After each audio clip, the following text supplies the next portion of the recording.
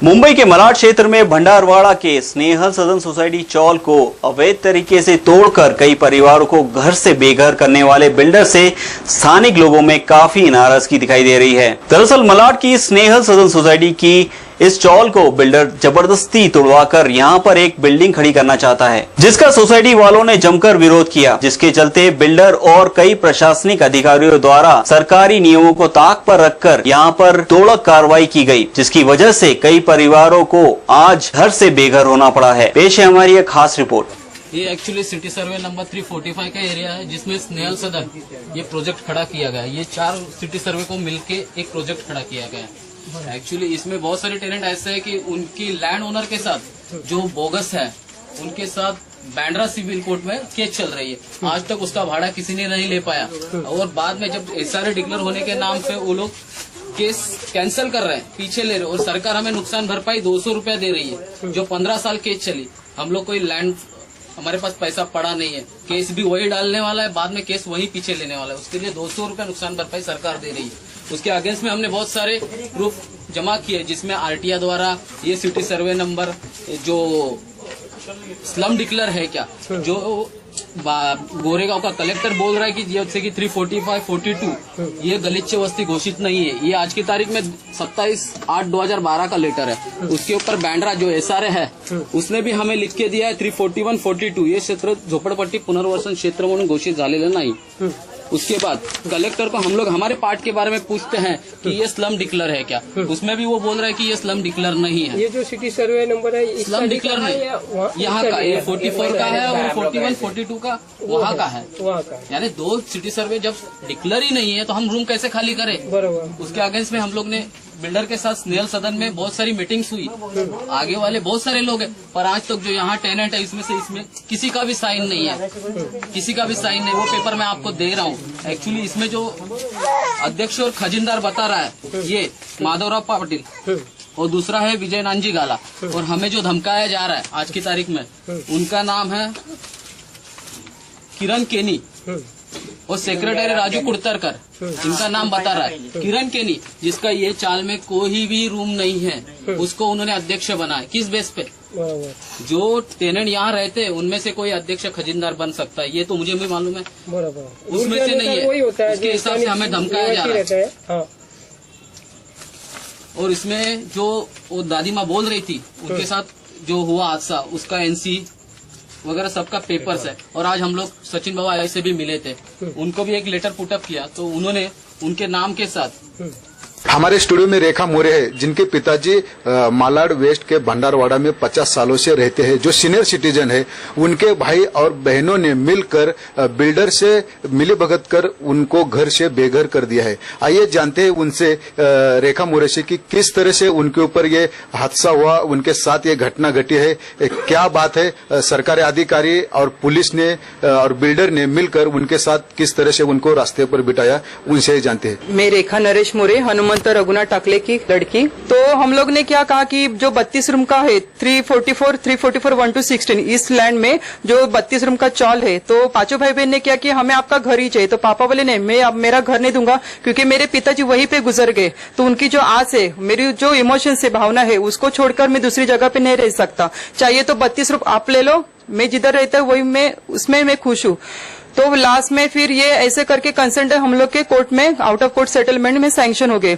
2005 की बात है। फिर 2005 के बाद उसमें जो बैलेंस, मतलब मेरे पापा के जो 3 बहन और 2 भाई, मतलब जैसे दत्ता टाकले उसमें से जो सबसे छोटा है, तो उन्होंने मतलब काफी टाइम के बाद, मतलब अभी तो हम लोग अपना प्रॉपर्टी, मतलब जो घर रहने वाला ही घर हम लोग के हिस्से में आया, वो लेके बाजू में हो गए। तो दत्ता टाकले जो पापा का छोटा भाई, उसने बिल्डर के साथ, अभी वो उसमें तो हमें कोई दखल अंदाजी करने की जरूरत भी नहीं थी, फिर भी उसने जो भी मैटर किया बिल्डर के साथ मिलके, और जो बचे हुए भाई बहन थे जैसे रमेश, सुरेखा, साधना और पुष्पा, उनके साथ भी धोखाधड़ी की। और मतलब जैसे एक आंटी कहती, सुरेखा और रमेश कहते हैं कि हम लोग ने बिल्डर को बेचा नहीं, डेवलप के लिए दिया। और ये अभी बिल्डर क्या कहता है कि नहीं, हम लोग ने खरीदा। अभी इसमें से सच्चाई क्या है, वो उसका पर्दा आप फाश करो। डॉक्टर साहब, ये जो तोड़ू कार्रवाई हुई है, आपका जो आशियाना घर था वो तोड़ दिया बिल्डर ने, तो क्या वजह थी इससे आपको कैसे बेघर होना? मेरे भाई बहनों ने, मेरे 3 बहन और 2 भाइयों के साथ उनकी डील हो गई 2006 में, और सिर्फ उन्हीं से हुई। 2006 के बाद उन्होंने मुझे पूछा भी नहीं कैसे डील हुई, क्या हुई। और प्रॉपर्टी कार्ड में मेरे भाई बहनों से नंबर 1 मेरा नाम है होते हुए भी उन्होंने मुझे 5 साल तक पूछा नहीं। और डायरेक्ट उन्होंने 2011 में मेरे से ऐसा बर्ताव किया कि तुम्हारा घर तुमको बेचना ही पड़ेगा, नहीं तो हम तुमको पुलिस को ला करके तुमको बेघर कर देंगे। दिन हो गया ये कार्रवाई यहाँ पे? ये 22 तारीख को मेरी डिंडोसी कोर्ट में तारीख थी और मेरा नंबर हमेशा चौथा पांचवा लगता था। उस दिन लंच टाइम हो गया तो भी मेरा नाम पुकारा नहीं गया। अच्छा, तो मैं रुक गया वहाँ पर। और मैं जब कोर्ट में था मेरा मोबाइल स्विच ऑफ था। जब लंच टाइम हो गया तो मैंने ऑन किया मोबाइल। मैं रेशमा को फ़ोन लगाने से पहले गजेंद्र का फ़ोन मुझे आया और गजेंद्र ने कहा अपना घर टूट गया। तो मैं वहाँ से ही तोड़ने से पहले कुछ नोटिस वगैरह दिया गया था आपको? एक दिन पहले दिया, बोले तो पेस्टिंग करके गए। 3.5 के बाद ही नोटिस उन्होंने चिपकाया। नोटिस शाम को चिपकाया गया था ना? हाँ, 3.5 के बाद ही। दूसरे दिन आपके यहाँ पे तोड़ू कार्रवाई हो गई? हाँ जी हाँ, मेरा कोर्ट का तारीख था तो मैं कोर्ट में चले गए, डिंडोसी कोर्ट। घर डिमोलेशन होने से पहली रात को शाम को 4 बजे नोटिस आया। उसके बाद 1 घंटे के बाद तो सब स्टेटमेंट बंद हो जाता है। उसके लिए हम लोग 1 घंटे में कुछ नहीं कर पाए। जी बिल्कुल। दूसरे दिन मैं घर में थी, मेरा 2 महीने का बच्चा था, मैं कुछ भाग-दौड़ नहीं कर सकती। पापा गए थे कोर्ट में और उन लोग वक्त के पहले आ गए और इतनी लेडीज पुलिस थी, पूरा मलाड पुलिस स्टेशन था, कलेक्टर के सब लोग थे, कम से कम 15-20 जन थे। और उन लोग को मैंने बहुत रिक्वेस्ट किया कि मैं अकेले हूँ घर में, जेंट्स भी कोई नहीं है, घर का मेन मालिक नहीं है, मेरे पापा नहीं है, मैं यहाँ पे डिलीवरी के लिए आई थी 3 महीना, तो आपको रुकना चाहिए, घर में छोटा बच्चा तो आप ऐसा नहीं कर सकते। तो बोले वो हम लोग को नहीं मालूम, हम लोग ने नोटिस दिया था, हम लोग का काम है तोड़ने का, हम लोग को ऊपर से ऑर्डर आया, हम लोग नहीं रुकेंगे। तो भी मैंने बोला कि इंसानियत के खातिर 2 घंटा कम से कम 1 घंटा रुको, मेरे पापा को आने दो, उनके सामने जो करना है करो। तो बोले हम लोग नहीं रुक सकते, पापा हो कोई भी हो, हम लोग को ऑर्डर आया, हम लोग तोड़ देंगे। तो मैंने बोला कम से कम हम लोग का घर बड़ा है, सामान उठाने के लिए कम से कम 1 दिन भी कम पड़ जाएगा हम लोग को, तो भी आप हम लोग को थोड़ा वक्त दो, पापा को आने दो, हम लोग खुद सामान पैक कर देंगे, क्योंकि सामान इतना है, धंधे का नुकसान हो जाएगा, धंधे का सामान है पूरा। तो बोले नहीं, वो हम सब नहीं सुन सकते, हम लोग आपको खाली 5 मिनट दे रहे, 5 मिनट में सोचो, इधर उधर फोन मत लगाना, बस आपको घर खाली करना है पूरा, इतना याद रखो। अच्छा, तो आपने उस अधिकारी का नाम पूछा जिसने आपसे इस तरह का व्यवहार किया, इस तरह की बात की? पूछा हम लोग ने, तो बोले वो आपको जाने की जरूरत नहीं, आपको नोटिस दिया था, वो हमारा मेन काम है, हम लोग को ऑर्डर आया है तोड़ने का, तो हम लोग का जो मेन काम है, अभी हम लोग आपको कुछ जवाब देते नहीं बैठेंगे, हम लोग का काम है कि ऊपर से ऑर्डर है, हम लोग को तोड़ने का है, बस उतने काम के लिए हम लोग आए। तो आप लोग खाली तैयारी करो जाने की। हम लोग ने बोला कि अभी हम लोग निकल के जाएंगे कहाँ पे, छोटा बच्चा है ना, किधर रूम लिया है ना, बिल्डर के पास से चेक लिया है, हम लोग का सेटलमेंट नहीं हुआ है। मैंने बोला अभी कोर्ट में केस चालू है, तारीख के लिए पापा गए हैं, तो कोर्ट में केस चालू है तो उस हिसाब से आप जबरदस्ती भी नहीं निकाल सकते हम लोग को, कम से कम इंसानियत के नाते छोटा बच्चा है इसलिए तो 2 घंटा रुको। बोले हम लोग को ऑर्डर है, हम लोग नहीं रुकेंगे, केस चालू हो कुछ भी हो, हाँ तुम लोग का सेटलमेंट करना है तो बाद में करो, हम लोग को तोड़ने का ऑर्डर, हम लोग तोड़ के जाएंगे। तो उन लोग ने फटाफट 15-20 जन घर में घुसाए, इधर से उधर से ना सामान देखा कुछ नहीं, मेरे भाभी के सब जेवरात गए, मेरे 15-20 हज़ार रुपये मेरा पॉकेट गया, बच्चे का सब दवाई वगैरह सब गोदाम में गया अभी बिल्डर के। बिल्डर ने ऐसा कुछ भी नहीं, स्टार्टिंग में हम लोग से मीटिंग नहीं लिया, किधर से भी किसी को भी, जैसे मेरे पापा और पापा के हम 5 बच्चे, मतलब 4 बहन और 1 भाई, हमें किसी को भी मतलब ऐसा इन एडवांस में बताया नहीं गया, पूछा नहीं गया कि हम लोग ने आपके अंकल आंटी के साथ ऐसा डील किया, आप इंटरेस्टेड है क्या। जब भी पूरा डील हो गया, जो भी उनका एग्रीमेंट हो गया, कन्विंस किया उसने, मैं तो बोलती हूँ ना कन्विंस नहीं, वो फ्रॉड कन्विंस किया टोटली, मैं श्योरिटी देती हूँ कि टोटल कन्विंस फ्रॉड है। तो वो कन्विंस फ्रॉड किया कैसे उसने, अगर वो बोलते कन्विंस सच्चा है, खरा है, तो उसमें 5 जन का कन्वेंस मतलब क्या होता है, खरीदी खत मतलब लैंड खरीदी जाती है और लैंड ओनर जो पूरा टोटल है, जो मालिक है, उनके हर एक का उनको साइन चाहिए। तो हनुमंत रघुनाथ टाकले इनका किधर भी आप दिखाओ, मैं चैलेंज करती हूँ, आप दिखाओ किधर उनका एनओसी है, किधर भी उनका साइन है, आप दिखाओ। सिर्फ 5 जन ने उनको वो लैंड के लिए मतलब स्ट्रक्चर के लिए एनओसी दिया, लैंड के लिए दिया नहीं है। आज के तारीख में भी लैंड के पूरे वो 6 जन मालिक है।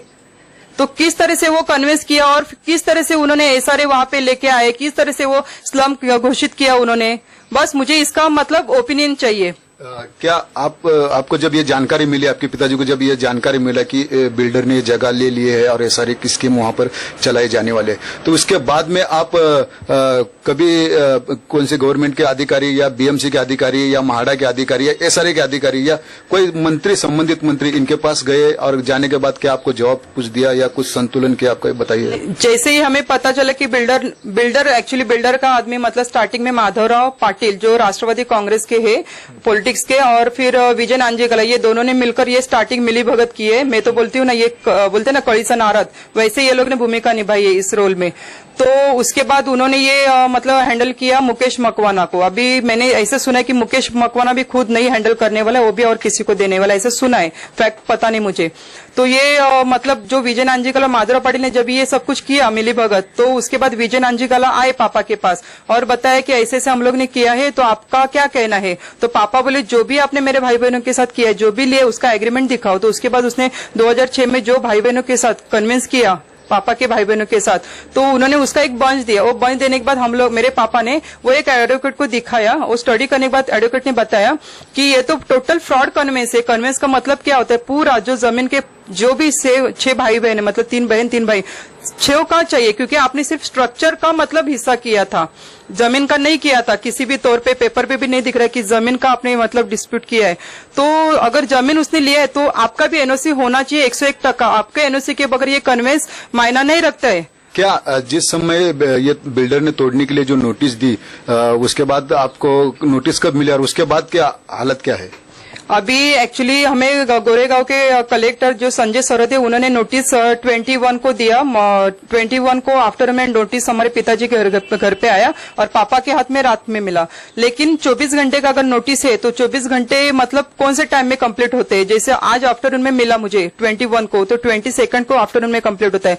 तो ये लोग ने 22 मॉर्निंग में ही, अर्ली मॉर्निंग में ही ये लोग ने लाठीचार्ज करके पूरा पुलिस फोर्स लेके, पूरा मतलब जैसे कलेक्टर के आदमी और पुलिस चारों तरफ के, जैसे कांदुली, बोरेली, गोरेगांव, मलाड, चारों तरफ के पुलिस फोर्स लेके हम लोग के ऊपर दादागिरी किया। घर में थे और मेरी छोटी सिस्टर जो डिलीवरी के लिए घर पे आई थी 1.25 महीने की बच्ची के साथ, उसको खींच के बाहर निकाला।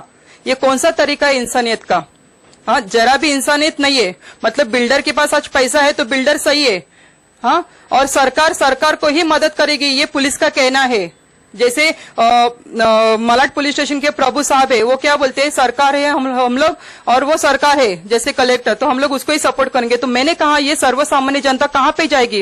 वो बोलते जाओ कोर्ट में से स्टे लेके आओ, नहीं तो कलेक्टर से स्टे लेके आओ। अभी उसको भी मालूम है हम लोग को स्टे एट प्रेजेंट नहीं मिलने वाला है, क्योंकि जितने भी एडवोकेट किए वो भी मैनेज हो गए। अभी सामने से थोड़ी कोई बोलने वाला कि हाँ हम लोग मैनेज हो गए। बस हर एक ने हमें मिसगाइड किया और ये हालत आज की तारीख में हम लोग की है कि आज मेरे पिताजी घर मतलब घर के बाहर है, हम लोग का आज घर नहीं है।